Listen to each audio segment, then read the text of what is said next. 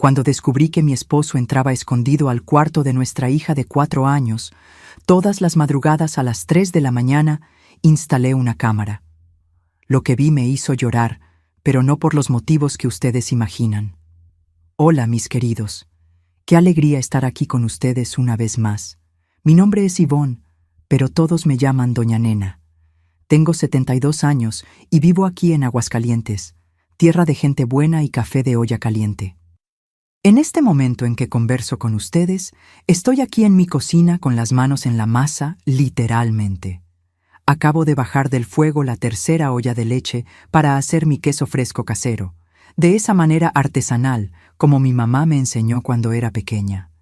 El olor de leche fresca hirviendo invade toda la casa y ya tengo 6 moldes esperando en la mesa para poner la cuajada. Hago queso todas las semanas para vender en el tianguis del sábado aquí en el barrio y también para los vecinos que ya saben que el miércoles es día de queso fresco en casa de Doña Nena.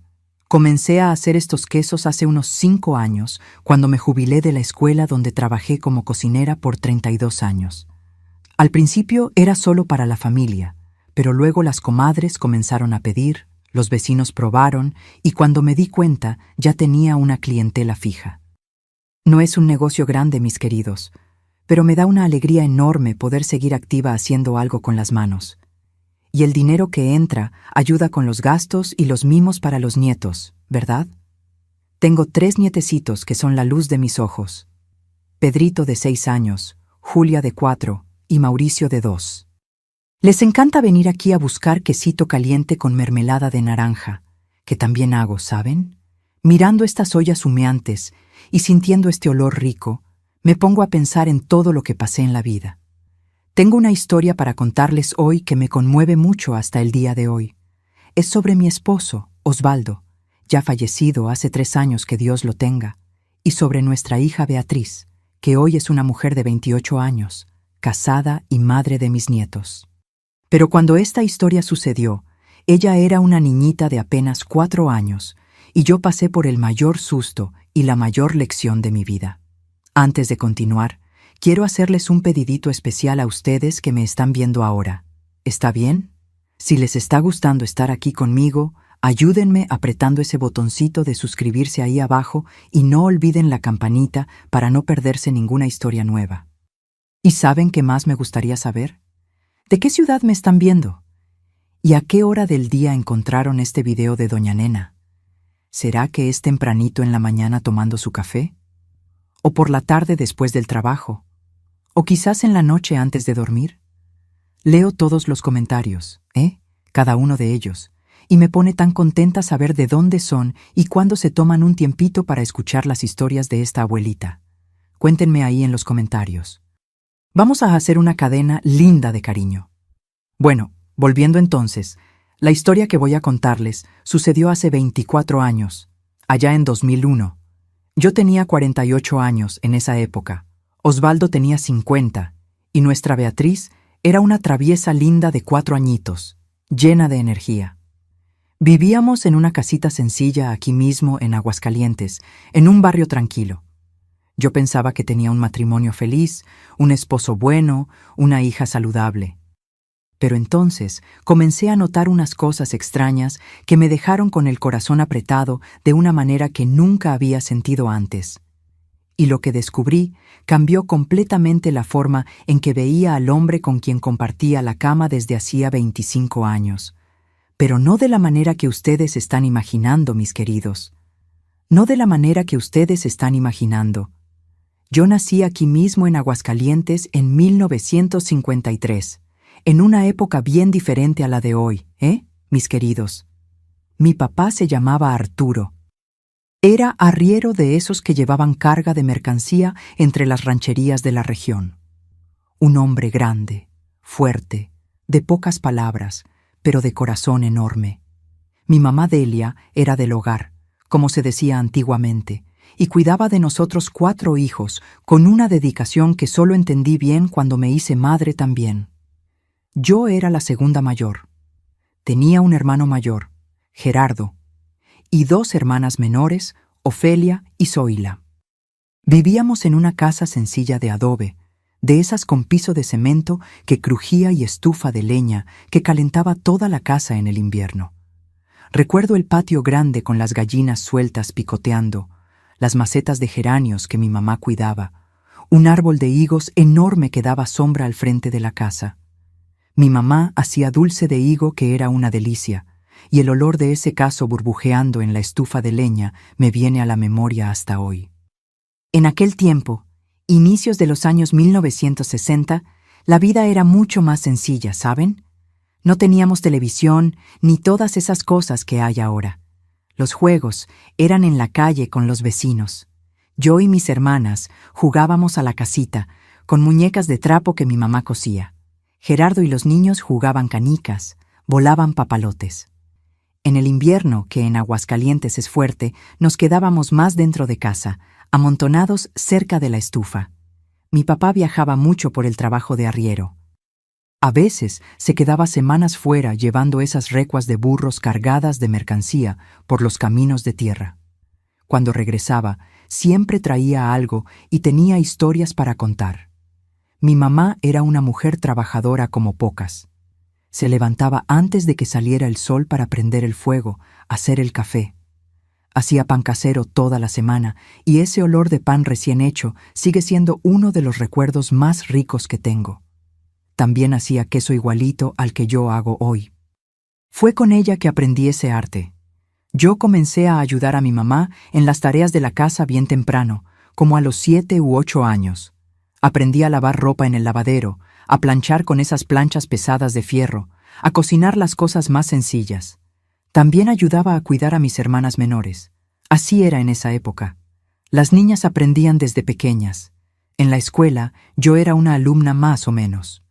Me gustaban más las clases de manualidades, donde la maestra nos enseñaba a bordar, coser, hacer tejido. Estudié hasta completar la primaria. También estaba la iglesia, que era muy importante en nuestra vida. Todos los domingos la familia iba a misa. Mi mamá era muy devota de la Virgen de Guadalupe. Recuerdo también el invierno fuerte de Aguascalientes, con ese frío que cortaba, a veces helando de madrugada. Tomábamos café de olla caliente para calentarnos por dentro. En el invierno también había el guisado de carne seca que mi mamá hacía, bien condimentado con chile, que era una delicia. Pero no todo era fiesta y alegría, mis queridos. Cuando yo tenía unos 11 años, mi papá se enfermó de una pulmonía fuerte. Se puso muy mal, en cama por semanas. Gracias a Dios se recuperó, pero quedó más débil. No pudo seguir trabajando como arriero. Tuvo que conseguir otro trabajo en la tienda de abarrotes. Eso apretó nuestra situación económica.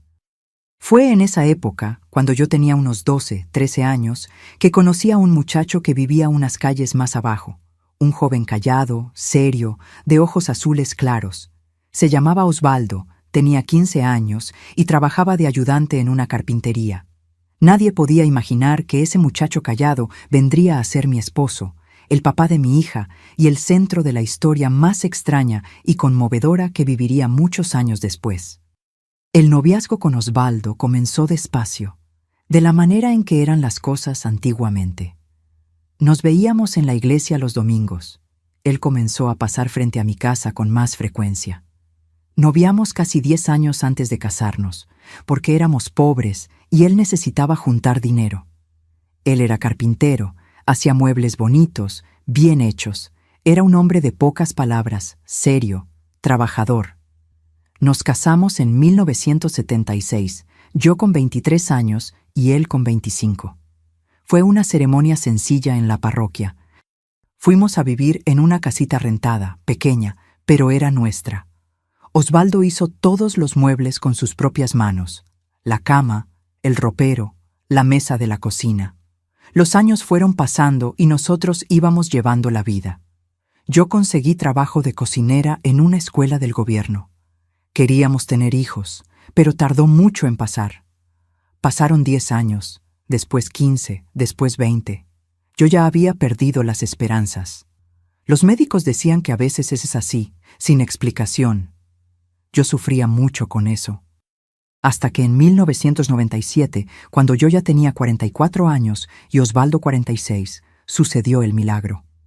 Descubrí que estaba embarazada. Mis queridos, ni lo podía creer. Lloré de alegría. Después de 21 años de casada, iba a ser mamá. Fue un embarazo difícil por mi edad, pero el día que Beatriz nació, en septiembre de 1997, cargué a ese bebito en mis brazos y le agradecí a Dios. Beatriz era una niña linda, saludable, llena de vida. Osvaldo estaba loco por ella. Hizo una cuna de madera maciza con detalles tallados a mano. Hizo una sillita, un caballito de balancín. La casa que antes parecía vacía, ahora estaba llena de vida. Los primeros años fueron tranquilos y felices.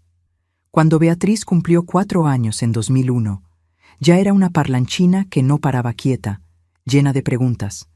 Yo tenía 48 años, Osvaldo 50, y disfrutábamos cada momento con nuestra hija. Fue en esa época que comencé a notar unos cambios en Osvaldo. Al principio eran cosas pequeñas. Estaba más cansado, con ojeras profundas, como si no durmiera bien. Le preguntaba si todo estaba bien, y él decía que era solo cansancio del trabajo. Pero yo conocía a mi marido desde hacía más de 30 años y sabía cuando algo no estaba bien. Una noche, me desperté a mitad de la madrugada y noté que él no estaba en la cama. Miré el reloj. 3:15 de la mañana. ¿Dónde estaba a esa hora? Fui a buscar y vi una rendija de luz viniendo del cuarto de Beatriz. La puerta estaba cerrada, pero había luz prendida ahí dentro. Me quedé parada en el pasillo, sin saber qué hacer. No escuchaba llanto, ni conversación, solo silencio. Después escuché pasos bajitos. Decidí volver a la cama y esperar. Como unos 20 minutos después, Osvaldo entró a nuestro cuarto despacito y se acostó. Fingí que estaba dormida.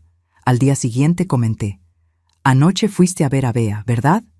Él respondió muy rápido: «No, solo fui al baño». Pero yo tenía certeza de que había visto luz en su cuarto. Eso se quedó martillando en mi cabeza. Los días siguientes comencé a prestar más atención y noté que todos los santos días se levantaba de madrugada, siempre a la misma hora, siempre alrededor de las 3. Iba hasta el cuarto de Beatriz y cerraba la puerta. Se quedaba ahí dentro media hora, a veces más. Después volvía y dormía como si nada hubiera pasado. Comencé a tener miedo. Mis queridos, ¿qué mamá no tendría miedo? Un hombre adulto entrando al cuarto de una niña de 4 años, escondido de madrugada. Mi cabeza se fue a los lugares más oscuros que ustedes pueden imaginar. No quería pensar esas cosas sobre mi esposo, pero no podía evitarlo. Traté de conversar con él. «Osvaldo, andas levantándote mucho de noche. ¿Tienes problema para dormir?». Él desvió la mirada y respondió: «Es que me despierto y me preocupo si Bea está bien tapada, si no tiene frío». Parecía razonable, pero algo dentro de mí no se convenció. ¿Por qué necesitaba hacer eso todos los días? ¿Por qué se quedaba tanto tiempo ahí? Comencé a obsesionarme. De noche me quedaba medio despierta esperando que se levantara. Traté de seguirlo unas veces, pero él escuchaba mis pasos. Una vez traté de poner el oído en la puerta del cuarto de Beatriz. Logré escuchar unos susurros bajos, sonidos de pasos, pero nada claro. Eso me estaba enfermando de preocupación. Hablé con Beatriz durante el día. «Hija, ¿duermes bien de noche?». Ella decía que dormía bien, que a veces se despertaba y veía a papá. «¿Papá habla contigo?», pregunté, tratando de mantener la voz calmada. «A veces me dice bien bajito que me duerma», respondió inocente. Mi corazón se heló. Osvaldo también estaba cada vez más extraño durante el día, más nervioso, más ansioso. Las ojeras empeoraban. Comencé a tener certeza de que algo estaba muy mal. ¿Pero qué hacía? ¿Denunciaba a mi propio esposo basándome en sospechas? ¿Y si estaba equivocada? Pero, ¿y si estaba en lo cierto? ¿Y si mi hija estaba sufriendo y yo no hacía nada? La culpa, el miedo, la duda me consumían. Fue entonces que tomé una decisión. Necesitaba saber la verdad. No importaba cuánto doliera. Necesitaba ver con mis propios ojos lo que pasaba en ese cuarto de madrugada. Iba a poner una cámara escondida en el cuarto de nuestra hija.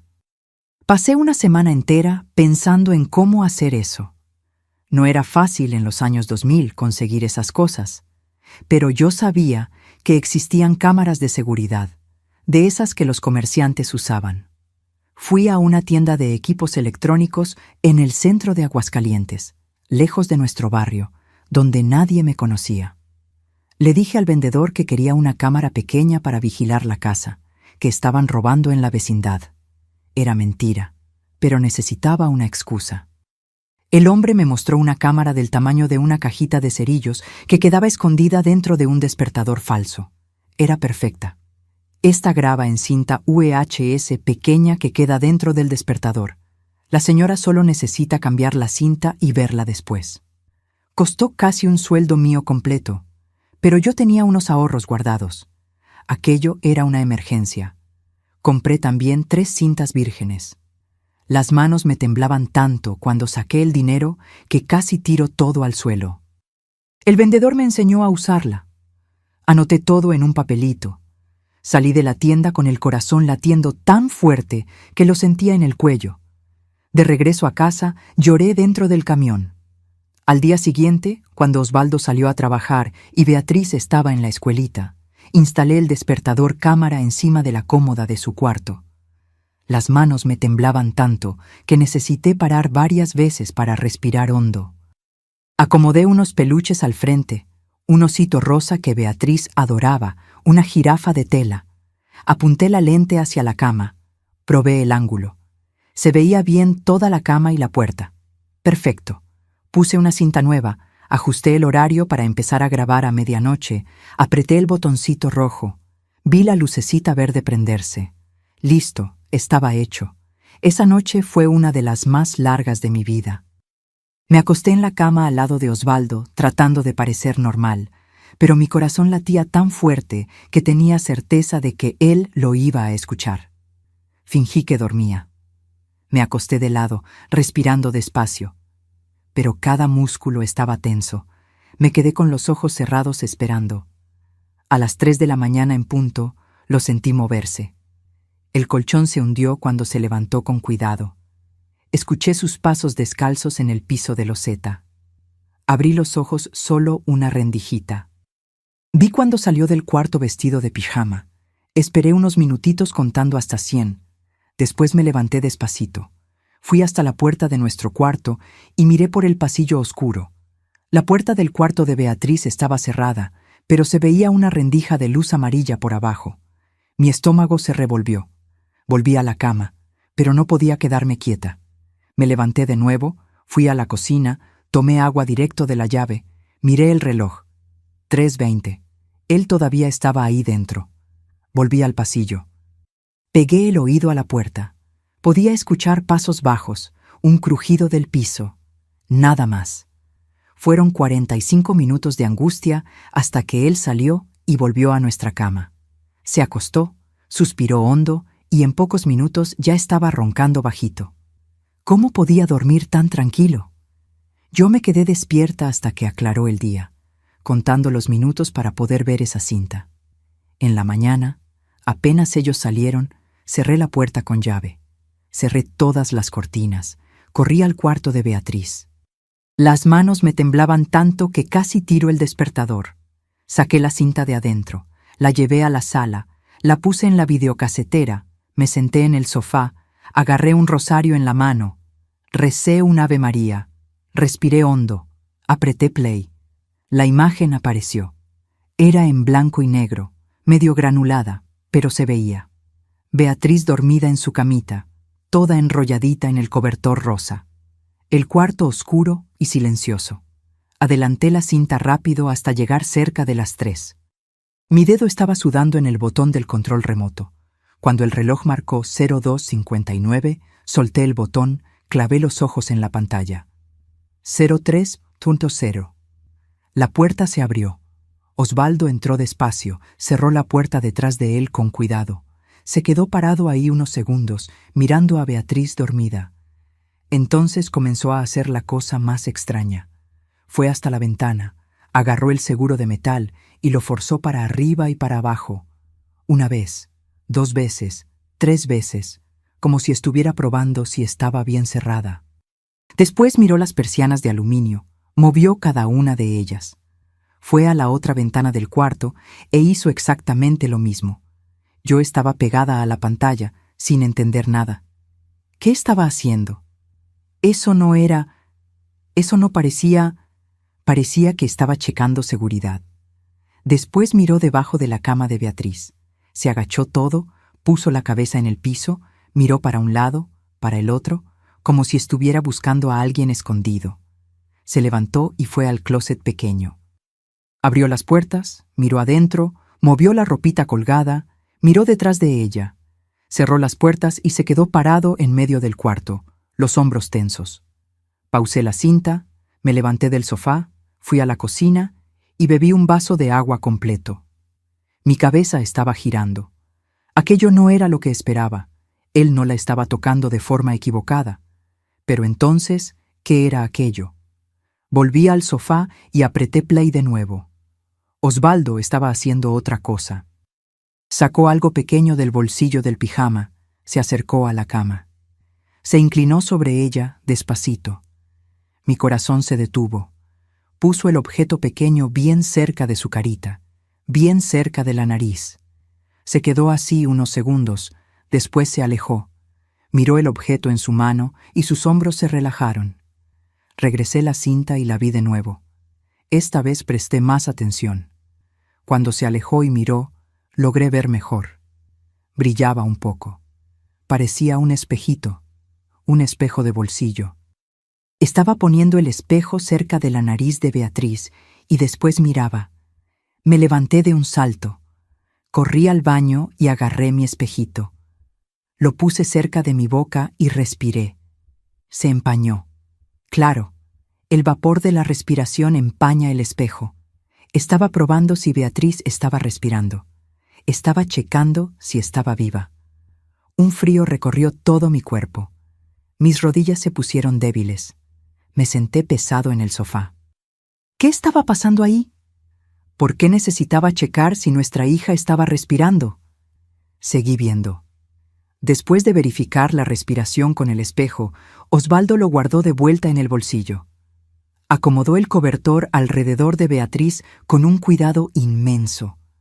Pasó la mano por su cabello con cariño. Después hizo algo que me partió el corazón. Se sentó en el piso al lado de la cama. Se sentó ahí en el piso frío de loseta, abrazó sus propias rodillas y se quedó así, inmóvil, mirando hacia la puerta del cuarto, como un guardia, como un soldado vigilando. Vi sus hombros comenzar a temblar. Estaba llorando, llorando en silencio. Subí el volumen al máximo. Podía escuchar sollozos bajos y susurros. No voy a dejar que pase de nuevo, susurraba. No voy a dejar que te lleven, te lo prometo. No voy a dejar que pase de nuevo. Lo repitió varias veces como una oración. No voy a dejar que pase de nuevo. Las palabras salían entre sollozos. Yo podía ver las lágrimas bajando por su cara. Me quedé más de una hora viendo. Vi cuando finalmente se levantó del piso, después de casi 40 minutos sentado ahí. Las piernas le costaban trabajo. Caminó hasta Beatriz. Pasó el espejo cerca de su nariz de nuevo. Cuando vio que el espejo se empañó, cerró los ojos aliviado. Acomodó el cobertor. Besó su frente bien despacito. Después salió del cuarto. Apagué la videocasetera y me quedé ahí sentada por no sé cuánto tiempo. La casa estaba en silencio total. Estaba tratando de procesar lo que acababa de ver. Mi esposo no estaba lastimando a nuestra hija. Gracias a Dios, no. Pero tampoco estaba bien. Muy lejos de estar bien. Ese comportamiento era de alguien obsesionado, traumatizado, asustado. Checaba las ventanas como si realmente esperara que alguien fuera a entrar. Miraba debajo de la cama como si buscara un monstruo. Probaba la respiración como si ella fuera a dejar de respirar en cualquier momento. Y esa frase, no voy a dejar que pase de nuevo. ¿Qué no iba a dejar que pasara? ¿Qué había pasado antes? ¿De qué estaba protegiendo a Beatriz? O mejor dicho, ¿de qué creía que estaba protegiendo? Porque quedó claro para mí que el peligro no era real. El peligro estaba en su cabeza. Pasé el día entero en estado de shock. Cuando recogí a Beatriz en la escuela, la abracé más fuerte, olí su cabello, le di más besos. Cuando Osvaldo llegó del trabajo, lo observé con otros ojos. Besó a Beatriz, jugó con ella, ayudó a poner la mesa. Parecía un papá normal, pero yo había visto la cinta. Durante la cena, traté de sacar conversación. Osvaldo, andas muy cansado. ¿No quieres hacer una cita con el doctor? Él desvió la mirada. No es necesario, nena, es solo cansancio del trabajo. Pero yo sabía que no era eso. Más tarde traté de nuevo. Cuéntame algo. ¿Tuviste algún trauma en la infancia? ¿Algo malo que pasó? Él se puso pálido. ¿Por qué estás preguntando eso? Su voz salió más alta de lo normal, casi agresiva. Solo curiosidad, mentí. Él se levantó de la mesa y se fue al cuarto sin responder. Esa noche lo vi levantarse de nuevo. Al día siguiente vi la segunda cinta. Lo mismo. Las ventanas, el closet, la cama, el espejo, el piso, las lágrimas, los susurros. Era un ritual, una obsesión. Algo estaba consumiendo a mi esposo por dentro, y yo necesitaba descubrir qué. Fueron 3 semanas viendo esas cintas todas las mañanas, 21 días seguidos viendo a mi esposo repetir ese ritual enfermizo. Las mismas ventanas checadas 3 veces, el mismo closet, la misma cama, el mismo espejito, el mismo piso frío donde se sentaba a llorar, las mismas palabras: no voy a dejar que pase de nuevo. Guardé todas las cintas en una caja que escondí al fondo del ropero. 3 semanas tratando de sacarle alguna palabra sobre lo que estaba pasando, y él cerrándose cada vez más, poniéndose más irritado, más defensivo. Osvaldo estaba adelgazando, la ropa comenzaba a quedarle floja, más pálido, la piel medio amarillenta, las ojeras parecían 2 hoyos profundos en la cara. Casi no comía. De noche trabajaba hasta tarde. Vigilaba a Beatriz de madrugada y cuando finalmente dormía, no descansaba. Yo también estaba al límite. No podía dormir bien desde hacía semanas, no podía concentrarme en el trabajo. Las cocineras se dieron cuenta. «Doña Nena, ¿está bien? Tiene una cara de cansada». Decía que era solo gripe. La gota que derramó el vaso pasó un jueves de diciembre de 2001. 13 de diciembre. Beatriz se había despertado durante la noche llorando con fiebre alta. Le di medicina. Me quedé ahí al lado hasta que se calmó y se durmió de nuevo. Eran las 2 de la mañana. Volví a nuestro cuarto y me acosté, pero me quedé despierta. Cuando dieron las 3 en punto, Osvaldo se levantó, como siempre, como un robot programado. Fue directo al cuarto de Beatriz. Esperé algunos minutos. Mi cabeza estaba tan cansada que apenas podía pensar bien, pero algo dentro de mí dijo: «Ahora, ve ahora». Me levanté de la cama, no traté de esconderme. Fui directo al cuarto de Beatriz y abrí la puerta sin tocar.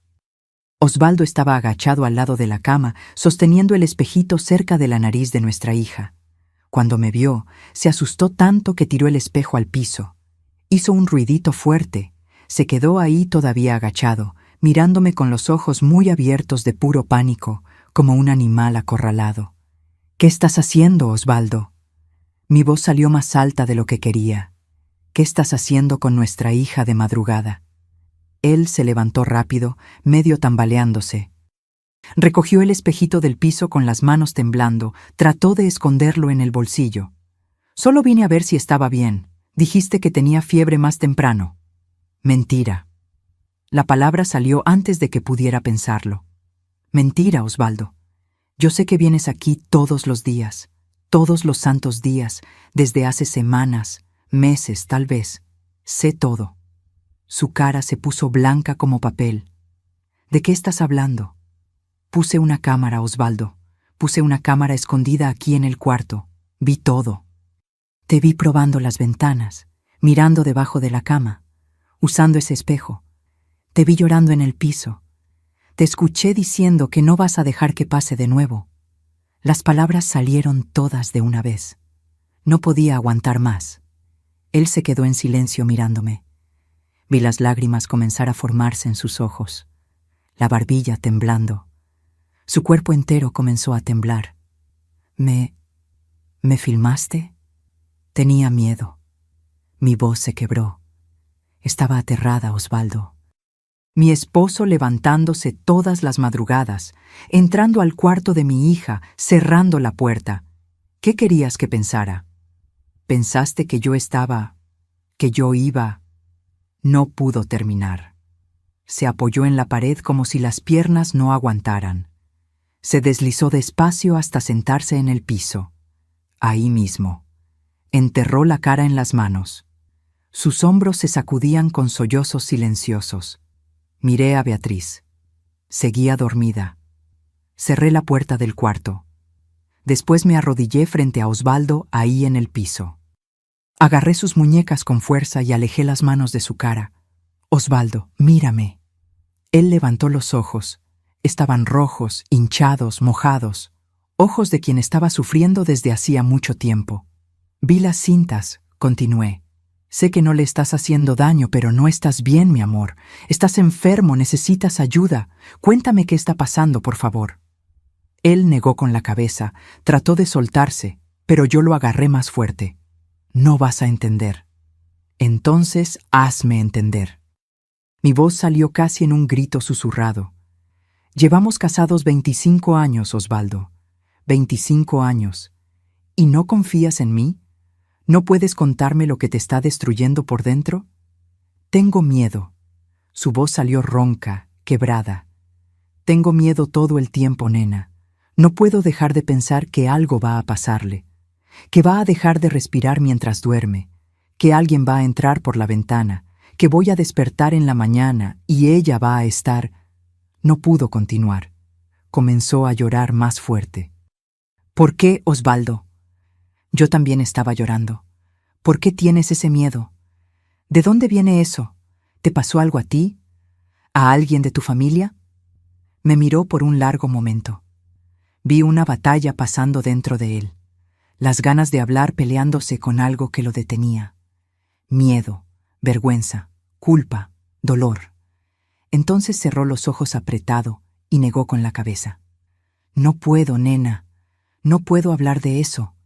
Sentí mi corazón partirse. Había llegado tan cerca. Osvaldo, necesitas ayuda profesional. Necesitas hablar con un doctor, con un psicólogo. No. Se levantó de repente. No voy a hablar con nadie de eso, no voy. ¿Entonces vas a seguir así? ¿Te vas a matar de tanto no dormir?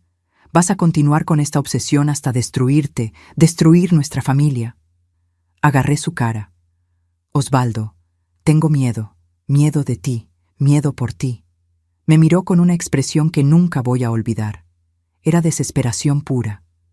No puedo parar, nena. No puedo. Si no la vigilo, si no la checo, algo malo va a pasar. Sé que va a pasar. Nada le va a pasar. Sostuve su cara entre mis manos. Beatriz está segura, está saludable, estás dejando que un miedo imaginario te consuma. No es imaginario, susurró. Ya pasó antes. Me congelé. ¿Qué? ¿Qué quieres decir? Pero él no respondió. Apartó mis manos, se levantó y salió del cuarto. Escuché la puerta del frente abrirse y cerrarse. Corrí hasta la ventana de la sala. Eran las 4 de la mañana, todavía oscuro. Vi a Osvaldo saliendo a la calle todavía en pijama, caminando rápido por la calle vacía.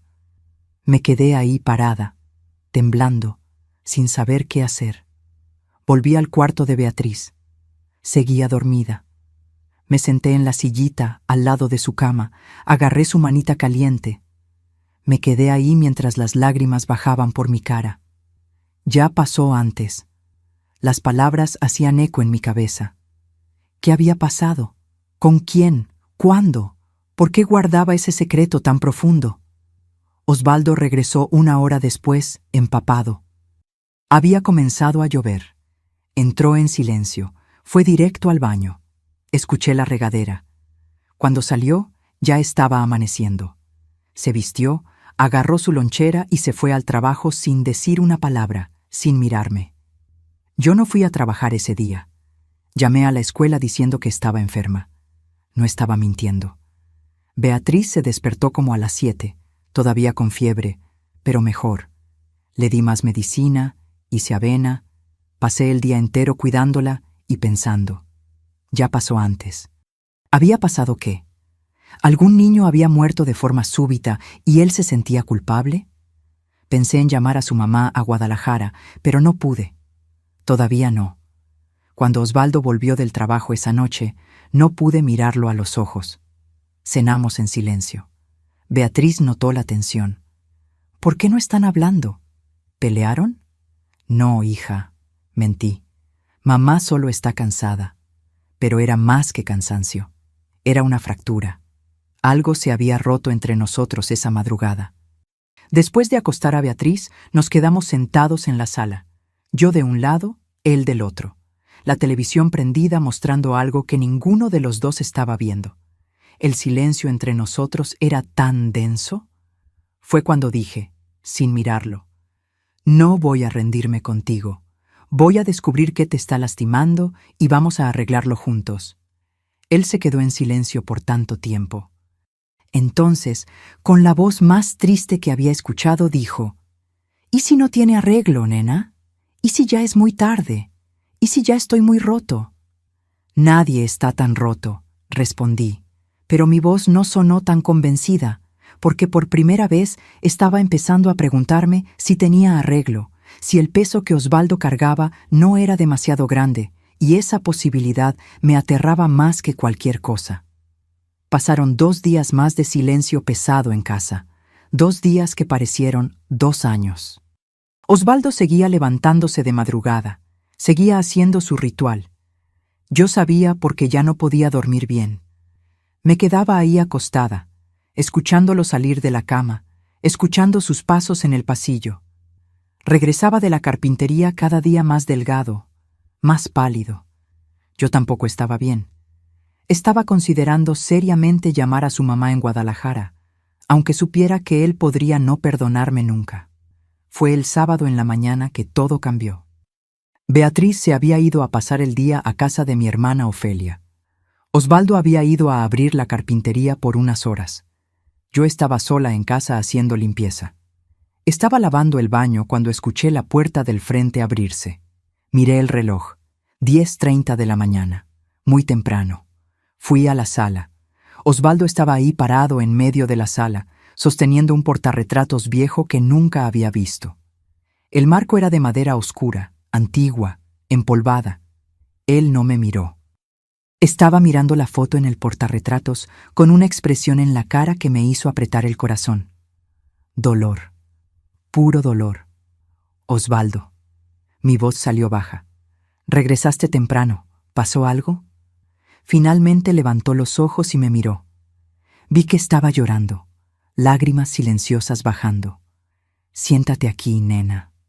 Su voz estaba calmada, pero yo veía que era forzada. Necesito contarte algo. Ya debí haberte contado hace mucho tiempo, 25 años atrás. Sentí mis piernas ponerse débiles. Era eso. Finalmente iba a contar. Me senté en el sofá despacito.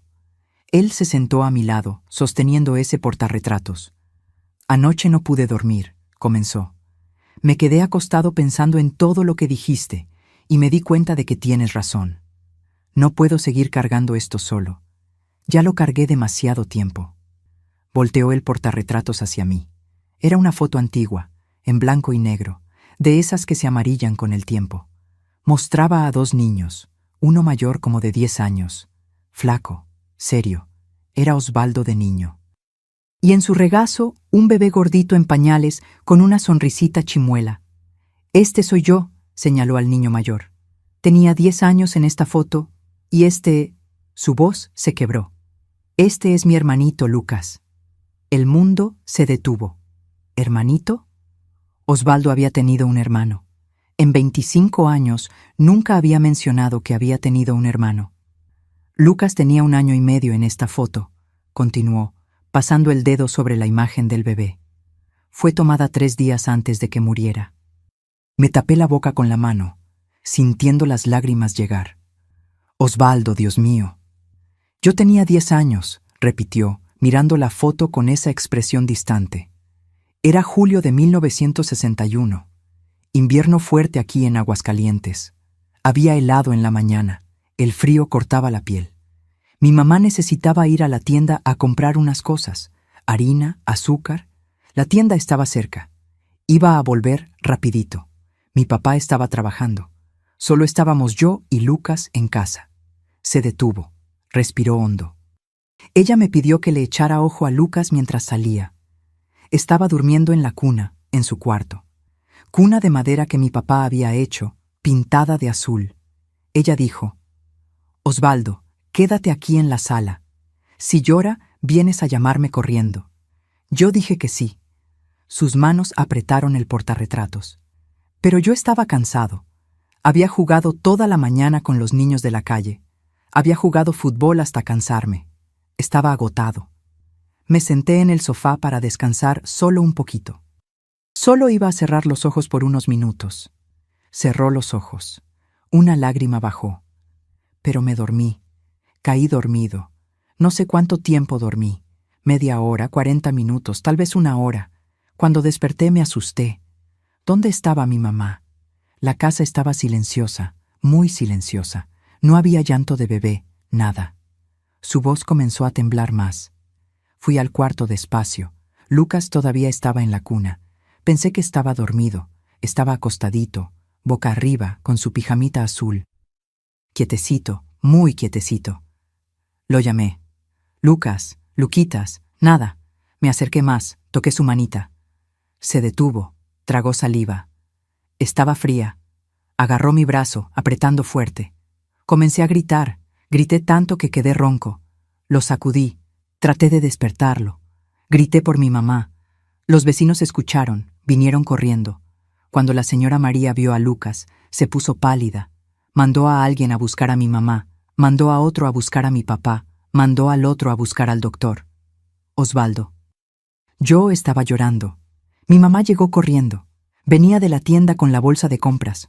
Cuando le contaron, tiró todo en medio de la calle y vino corriendo. Su desesperación. Negó con la cabeza. Agarró a Lucas en brazos, lo sacudió y le rogó que despertara. Mi papá llegó luego después. El doctor tardó más. Tenía que venir de otra ciudad. Cuando finalmente llegó, ya no había nada que hacer. Dijo que fue síndrome de muerte súbita. Continuó Osvaldo. Dijo que pasa con bebés a veces, sin explicación, sin motivo, que simplemente dejan de respirar, que no había nada que pudiéramos haber hecho, que pasa incluso con padres que están vigilando. Pero yo sabía la verdad. Si no me hubiera dormido, si me hubiera quedado despierto, tal vez hubiera notado que algo estaba mal. Tal vez todavía hubiera dado tiempo de salvarlo. «No», interrumpí, sosteniendo su cara. «Osvaldo, no. El doctor dijo la verdad. El síndrome de muerte súbita pasa. No hay forma de predecirlo. No hay forma de impedirlo. No fue tu culpa». «Sí fue», insistió. «Fue mi culpa. Tenía que quedarme despierto. Tenía que vigilarlo. Yo era responsable. Mi mamá me había dejado a su cuidado y fallé». «Tenías 10 años», prácticamente grité. 10 años, Osvaldo. Eras un niño cansado de jugar. No fue tu culpa». Pero él negó con la cabeza. Mi mamá nunca me culpó. Al menos no con palabras, pero yo lo veía en sus ojos. Cada vez que me miraba, yo veía que estaba pensando: ¿y si Osvaldo se hubiera quedado despierto? Mi papá tomaba mucho. Después de que Lucas murió, empeoró. Llegaba borracho, peleaba, rompía cosas, decía que era maldición. Ellos peleaban todos los días. Yo me cerré después de eso. Me alejé de todos. Cargué esa culpa solo durante 40 años, nena. 40 años. Se volteó hacia mí. Cuando Beatriz nació, pensé que iba a poder ser un papá normal, pero pasó lo contrario. Cuando nació y la cargué, lo primero que pensé fue: ¿y si se muere? ¿Y si deja de respirar? Todos los miedos regresaron. Comenzaron las pesadillas, dijo. Todas las noches soñaba que Beatriz dejaba de respirar. Despertaba sudando frío, con el corazón disparado. Necesitaba ir a ver si estaba bien. Al principio solo iba a echarle un ojito, pero fue empeorando. Comencé a tener pensamientos horribles. ¿Y si alguien entra por la ventana? ¿Y si se ahoga con algo mientras duerme? ¿Y si tiene el mismo síndrome que Lucas? Los pensamientos no paraban, daban vueltas en mi cabeza. La única forma de calmarme era ir ahí, checar, verificar las ventanas, mirar debajo de la cama, usar el espejo para ver si estaba respirando, quedarme ahí vigilando. Pasó la mano por su cara limpiando las lágrimas. Traté de controlarme, juro que traté, pero mientras más luchaba, peor se ponía. Los pensamientos se hacían más fuertes, la ansiedad aumentaba. Comencé a tener ataques de pánico, comencé a evitar dormir. Tomaba demasiado café porque sabía que si dormía iba a venir la pesadilla, iba a venir la imagen de Lucas en la cuna. ¿Por qué nunca me contaste?, pregunté llorando. Porque tenía vergüenza, admitió. Vergüenza de que supieras que había matado a mi hermano, vergüenza de que descubrieras que era débil y tenía miedo. Miedo de que me juzgaras. Miedo de que pensaras que estaba loco. Miedo de que me quitaras a Beatriz. Osvaldo... Lo abracé fuerte. Él se deshizo completamente en mis brazos. Se derrumbó. Lloró como nunca había visto a un hombre llorar. Sollozos profundos que sacudían el cuerpo. Llorando 40 años de culpa, de dolor, de soledad, de un trauma que nunca fue tratado. Lloró en mi hombro hasta que mi blusa quedó mojada. Me quedé ahí abrazándolo, dejándolo llorar todo. Acaricié su espalda, su cabello, dije bajito. No mataste a tu hermano, tenías 10 años, eras un niño, no fue tu culpa, no fue. Pero debí haberme quedado despierto, sollozó. No. Sostuve su cara, lo forcé a mirarme. Eras un niño cansado, los niños se duermen, no fue tu culpa. ¿Me oyes? No fue tu culpa. Nos quedamos así un largo tiempo, abrazados, llorando juntos. Cuando finalmente nos calmamos, agarré sus manos y dije, ahora entiendo todo, y vamos a buscar ayuda juntos. Necesitas hablar con un profesional. Hay tratamiento para esto, Osvaldo. Hay forma de mejorar. Tengo miedo, admitió. Miedo de que digan que estoy loco, miedo de que me internen. Nadie te va a internar, prometí. No estás loco. Estás sufriendo de algo que tiene nombre, que tiene tratamiento. Es TOC, trastorno obsesivo compulsivo. Leí sobre eso. Pensamientos obsesivos que la persona no puede controlar. Comportamientos compulsivos para tratar de disminuir la ansiedad. Mucha gente lo tiene. Es una enfermedad como la diabetes. Necesita tratamiento, pero no es locura. Necesitas ayuda especializada, medicamento, terapia, pero vas a estar bien. Se quedó en silencio, mirando la foto del hermano. Después, asintió despacio. ¿Y si no funciona? Va a funcionar, dije, tratando de poner toda la firmeza que pude en la voz. Pero tienes que querer, tienes que estar dispuesto a enfrentar ese miedo, esa culpa, y yo voy a estar a tu lado. Beatriz va a estar aquí. No estás solo más, Osvaldo. Nunca más. Fue cuando vi algo que no veía desde hacía meses en la cara de mi esposo. Un destello pequeño, frágil, pero real, de esperanza. No era mucho, era solo una chispa, pero era algo. Era un comienzo. El lunes llamé al centro de salud. Me dieron la dirección de una clínica particular aquí en Aguascalientes. Llamé ahí, expliqué la situación. La secretaria dijo que había una consulta disponible para esa misma tarde, a las 4. La tomé en el momento. Osvaldo estaba nervioso, temblando. Casi se arrepiente 3 veces. ¿Y si piensan que soy peligroso?, dijo en el carro. Nadie va a pensar eso, aseguré, agarrando su mano. Vas a contar tu historia, van a entender. El psiquiatra era un hombre como de 50 años, cabello canoso, lentes, voz calmada. Escuchó toda la historia, hizo preguntas, muchas preguntas sobre la infancia, sobre Lucas, sobre los miedos, sobre los rituales. Osvaldo respondió todo, llorando varias veces. Yo estaba ahí al lado, agarrando su mano. Al final de la consulta, el doctor se reclinó en la silla y dijo: «Señor Osvaldo, lo que usted está sufriendo es trastorno obsesivo-compulsivo relacionado a trauma no tratado. Es una condición seria, pero es tratable. Voy a recetar un medicamento que va a ayudar a disminuir la ansiedad y los pensamientos obsesivos.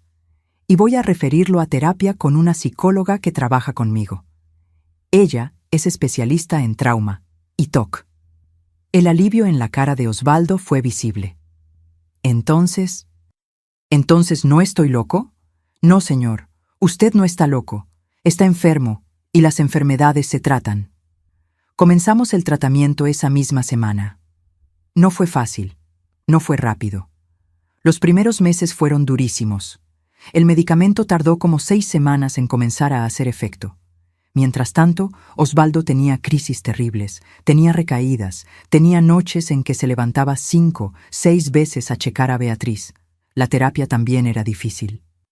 La psicóloga, la doctora Marisa, lo hacía hablar sobre Lucas, sobre ese día, sobre la culpa. Salía de las sesiones agotado, a veces no quería volver. «No está funcionando», decía. Pero yo no lo dejaba rendirse. Hubo una crisis fea en marzo de 2002. Beatriz se enfermó de gripa, con fiebre, y Osvaldo entró en pánico total. Pasó toda la noche al lado de su cama. Tuve que llamar a la psicóloga de emergencia. Fue muy difícil. Pensé que no íbamos a lograrlo. Pero lo logramos. Lentamente, muy lentamente, comenzó a mejorar. Después de 6 meses de tratamiento, logró pasar una noche entera sin levantarse a checar a Beatriz. Era una mañana de julio de 2002. Amaneció. Abrí los ojos y él todavía estaba ahí acostado a mi lado. No se había levantado ni una vez. Cuando despertó y se dio cuenta, quedó en shock. Yo no me levanté. Negué con la cabeza sonriendo. «Dormiste toda la noche», confirmé. Se quedó en silencio, procesando. Después comenzó a llorar, pero esta vez no era de desesperación. Era de alivio, de esperanza, de victoria. Un año después, en diciembre de 2002, estaba mucho mejor. Todavía tenía los miedos. La psicóloga dijo que siempre los iba a tener, pero aprendió técnicas para controlarlos. Aprendió a reconocer cuándo era la ansiedad hablando y no una amenaza real. Aprendió a cuestionar los pensamientos obsesivos. Aprendió ejercicios de respiración. Todavía checaba a Beatriz antes de dormir, pero ahora era una checada normal de papá. Le daba un besito, acomodaba el cobertor, cerraba la puerta y se iba a dormir. No se quedaba media hora haciendo ritual. No necesitaba probar las ventanas 3 veces. No necesitaba más el espejo. No necesitaba más sentarse en el piso llorando. Y en 2003, 2 años después de comenzar el tratamiento, pasó algo importante. Osvaldo finalmente tuvo valor de llamar a su mamá. Programó un almuerzo aquí en casa. Su mamá vino de Guadalajara, ya viejita, el cabello todo blanco, y por primera vez en 42 años conversaron de verdad sobre Lucas. Los dejé solos en la sala. Me quedé en la cocina, pero podía escuchar fragmentos. Su mamá lloró mucho. Dijo que había fallado con Osvaldo, que estaba tan consumida por su propio dolor que no se dio cuenta de que el hijo también estaba sufriendo, que nunca, en ningún momento culpó a Osvaldo. «Mijo», la escuché decir, «yo nunca te culpé. Nunca. Eras un niño que también perdió a su hermanito. Debí haberte abrazado, consolado, pero yo estaba sufriendo demasiado. Estaba cegada de dolor. Perdóname por no haberte cuidado mejor». Lloraron juntos, abrazados, y algo dentro de Osvaldo se sanó ese día. No todo. El trauma profundo no sana completamente, pero algo, un pedazo, lo suficiente para que pudiera respirar más ligero, para que pudiera comenzar a perdonarse. Miro ahora a mi cocina llena de moldes de queso enfriándose y pienso en todo lo que pasamos. Han pasado 24 años desde ese diciembre difícil de 2001. Casi un cuarto de siglo, y miren hasta dónde llegamos. Osvaldo vivió 21 años más después de comenzar el tratamiento. Fueron años buenos, mis queridos. No perfectos, pero fueron años de paz, de alegría, de familia. Nunca quedó completamente libre del TOC. El psiquiatra siempre fue claro sobre eso. Era una condición que necesitaba ser manejada, no curada. Pero aprendió a vivir con eso. Aprendió a no dejar que controlara su vida. Tomó el medicamento fielmente todos los días por 20 años. Fue a terapia religiosamente. Siguió haciendo muebles lindos hasta los 65 años, cuando se jubiló. Su carpintería aquí en Aguascalientes se hizo conocida. Beatriz creció rodeada del amor de ese papá que luchó tanto. Ella nunca supo completamente por lo que pasó el papá. Le contamos cuando fue más grande, pero de una manera que pudiera entender sin cargar culpa. Ella siempre fue su princesita. Recuerdo cuando cumplió 18 años en 2015. Osvaldo le había hecho un ropero lindo, tallado a mano con flores y pájaros en la madera, cajones que se deslizaban suaves. Pasó 3 meses en ese proyecto. Cuando terminó y Beatriz lo vio, lloró de emoción. Lo abrazó fuerte y dijo, «El mejor papá del mundo». Y era verdad. En 2018, Beatriz se casó con un muchacho bueno, Felipe, trabajador que trabaja en una cooperativa agrícola aquí de la región. La ceremonia fue linda aquí mismo, en Aguascalientes, en la misma parroquia donde yo y Osvaldo nos habíamos casado 42 años antes. Ver a mi hija entrando a esa iglesia de blanco con Osvaldo, llevándola del brazo, fue uno de los días más felices de mi vida. Él estaba elegante en el traje, el cabello ya canoso, los ojos brillando. En ese momento, le agradecí a Dios por no haber renunciado, porque valió la pena. Cada lágrima, cada noche en vela, valió la pena. Los nietos vinieron después. Pedrito nació en 2019. Osvaldo quedó loco de alegría cuando cargó al primer nieto. Lloró como niño. Hizo un caballito de balancín lindo, todo pintado de colores vivos. Después vino Julia en 2021, una muñequita linda. Hizo una casita de muñecas tan bien hecha que parecía de verdad, con ventanitas que abrían, puertita que cerraba. Mauricio, el más chiquito, nació en 2023. Pero Osvaldo no llegó a conocer a Mauricio. Falleció en 2022, hace 3 años. Fue el corazón. De repente, sin aviso. Se durmió una noche y no despertó. Fue rápido, sin dolor. Le agradezco a Dios que fue así. Tenía 71 años. Todavía duele, mis queridos. Duele mucho.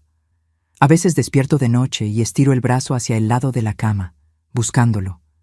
Extraño su presencia, su olor, su manera de ser, su voz, todo. Pero ¿saben qué me consuela? Es que partió feliz, partió en paz. En los últimos años, principalmente en los últimos 5 años, era un hombre ligero, sonriente. Jugaba con los nietos. Pedrito y Julia estaban locos por él. Les contaba historias, hacía juguetes de madera, me ayudaba aquí en casa. Se sentaba en el portal por las tardes a tomar café de olla y ver el sol en los cerros de Aguascalientes. Ya no era ese hombre consumido por la culpa y el miedo. Se había perdonado. Había hecho las paces con el pasado. Había hecho las paces con Lucas. Una vez, poco antes de morir, me dijo, «Nena, gracias por no haber renunciado a mí en ese diciembre de 2001. Salvaste mi vida y me diste estos años maravillosos. Hoy vivo aquí en esta misma casita donde vivimos por tantos años. Beatriz y Felipe viven a pocas cuadras de aquí con los niños. Vienen a visitarme casi todos los días. Los nietos adoran la casa de la abue, principalmente porque siempre hay quesito fresco, calientito y algún dulce guardado.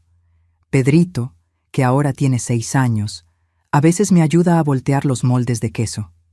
Se pone de puntitas para alcanzar la mesa, concentrado. Julia, de 4 años, le gusta mover la cuajada con la cuchara de palo grande. Y Mauricio, chiquito de 2 años, se queda solo comiendo los pedacitos que le voy dando. Además de hacer queso para vender en el tianguis los sábados, también participo del grupo de señoras de la iglesia.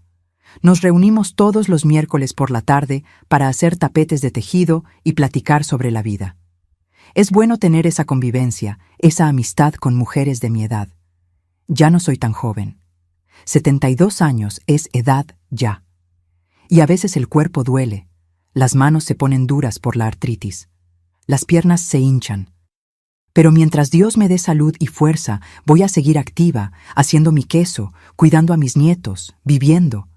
De noche, antes de dormir, tengo un ritualito. Agarro la foto de Osvaldo que está en mi mesita de noche. Es una foto linda de cuando tenía como 60 años, ya canoso, pero todavía fuerte, sonriendo a la cámara con esa sonrisa tranquila. Miro esa sonrisa y pienso en todo lo que enfrentamos juntos. El miedo, la desconfianza, la cámara escondida, las lágrimas, la revelación de Lucas, el tratamiento, las recaídas, la victoria y el amor. El amor que superó todo. Porque al final de cuentas, mis queridos, fue el amor el que ganó. Fue el amor el que me hizo quedarme cuando podría haberme ido. El amor que me hizo luchar por él cuando era más fácil rendirme. El amor que lo hizo buscar ayuda aunque estaba aterrado. El amor que construyó una familia fuerte encima de un trauma que podría haber destruido todo. Hoy, cuando miro a Beatriz con sus hijos, cuando la veo siendo una mamá cariñosa, cuando veo a los nietecitos creciendo saludables y felices, sé que valió la pena. Cada lágrima, cada noche en vela, cada momento de desesperación, cada sesión de terapia, cada pastilla tomada. Nosotros logramos. Yo y Osvaldo logramos transformar una historia que comenzó con trauma en una historia de sanación, de superación, de victoria, de amor. Muchas gracias por haber escuchado esta historia tan dolorosa, pero tan importante de mi corazón. Sé que fue pesado, sé que tal vez tocó heridas de algunos de ustedes, pero necesitaba contarla. Necesitaba compartirla. Porque si hay alguien ahí que está pasando por algo parecido, si hay alguien que convive con una persona que sufre de TOC, de ansiedad, de algún trauma no tratado, quiero decirles, no se rindan. Es difícil, es cansado, es doloroso, pero hay tratamiento, hay esperanza, hay sanación. Sí, aunque sea una sanación que necesite mantenimiento para siempre. Y si hay alguien ahí que es esa persona que sufre, que vive con pensamientos obsesivos, con miedos que no puede controlar, con rituales que se apoderan de la vida, quiero decirte, no tengas vergüenza, no estás loco, no eres débil. Estás enfermo y las enfermedades se tratan. Busca ayuda. Habla con alguien, un doctor, un psicólogo. No cargues solo como Osvaldo cargó por 40 años. No esperes hasta estar en el fondo del pozo. Busca ayuda ahora. Aprendí muchas cosas en estos 24 años. Aprendí que a veces las personas que amamos cargan dolores que ni imaginamos. Aprendí que no se puede juzgar a nadie sin saber la historia completa. Aprendí que el trauma no tratado se transforma en enfermedad. Aprendí que pedir ayuda no es debilidad, es valentía. Aprendí que el amor de verdad es quedarse cuando está difícil. Es luchar cuando estás cansado. Es creer cuando parece imposible. Y aprendí que el perdón, perdonar a otros, pero principalmente perdonarse a uno mismo, es liberación. Osvaldo pasó 40 años culpándose por algo que no fue su culpa. 40 años cargando un peso que no era suyo para cargar. Cuando finalmente se permitió perdonar a ese niño de 10 años que se durmió, cuando finalmente aceptó que no había sido su culpa, fue como si le quitaran una piedra enorme de encima. Quedó más ligero, más libre, más feliz. Si estás cargando alguna culpa antigua, algo que hiciste o crees que hiciste en el pasado, quiero que reflexiones. ¿De verdad fue tu culpa? ¿O estás siendo demasiado duro contigo mismo?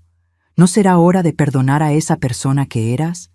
Ese niño, ese joven, esa versión tuya que no sabía mejor, que hizo lo que pudo con lo que tenía en ese momento.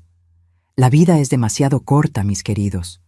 Osvaldo vivió 71 años y aunque tuvo 21 años buenos después del tratamiento, todavía perdió 40 años sufriendo innecesariamente. 40 años que pudieron haber sido más ligeros si hubiera buscado ayuda antes. No desperdicien tiempo cargando dolores que pueden ser tratados. No esperen hasta no aguantar más. Busquen ayuda ahora. Hablen con alguien ahora. Traten esa herida ahora antes de que se infecte más. Y para ustedes que son familiares, amigos, compañeros de alguien que sufre, tengan paciencia. No va a ser fácil. Va a haber días en que van a querer rendirse, pero continúen. No dejen que la persona se rinda. Estén ahí, porque su presencia, su apoyo, su amor hace toda la diferencia. Yo lo sé porque fui yo quien se quedó. Y si me hubiera rendido en ese diciembre de 2001, Osvaldo no hubiera tenido esos 21 años maravillosos. No hubiera conocido a los nietos. No se hubiera sanado. Antes de terminar, quiero hacerles un último pedido. Si esta historia tocó su corazón, si de alguna forma los ayudó, los inspiró o los hizo reflexionar, ayúdenme a esparcir este mensaje. Aprieten ese botón de suscribirse bien fuerte ahí abajo.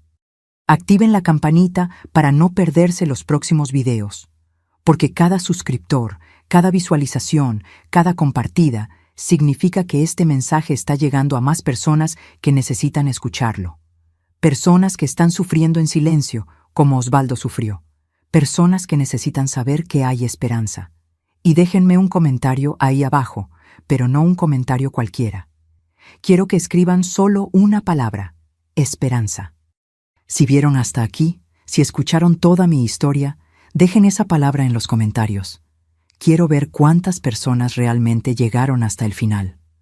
Cuántas personas realmente escucharon con el corazón.